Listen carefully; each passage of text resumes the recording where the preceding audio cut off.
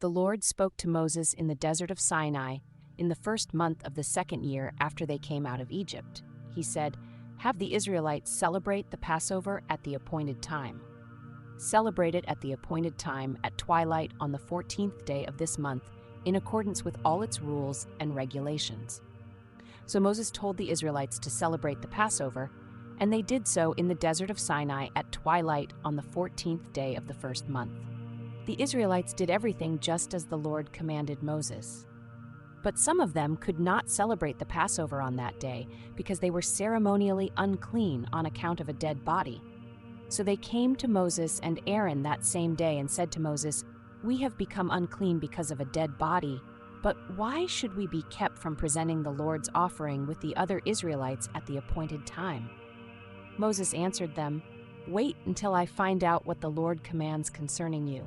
Then the Lord said to Moses, "Tell the Israelites, when any of you or your descendants are unclean because of a dead body or are away on a journey, they are still to celebrate the Lord's Passover, but they are to do it on the 14th day of the second month at twilight. They are to eat the lamb together with unleavened bread and bitter herbs. They must not leave any of it till morning or break any of its bones. When they celebrate the Passover, they must follow all the regulations. But if anyone who is ceremonially clean and not on a journey fails to celebrate the Passover, they must be cut off from their people for not presenting the Lord's offering at the appointed time. They will bear the consequences of their sin. A foreigner residing among you is also to celebrate the Lord's Passover in accordance with its rules and regulations.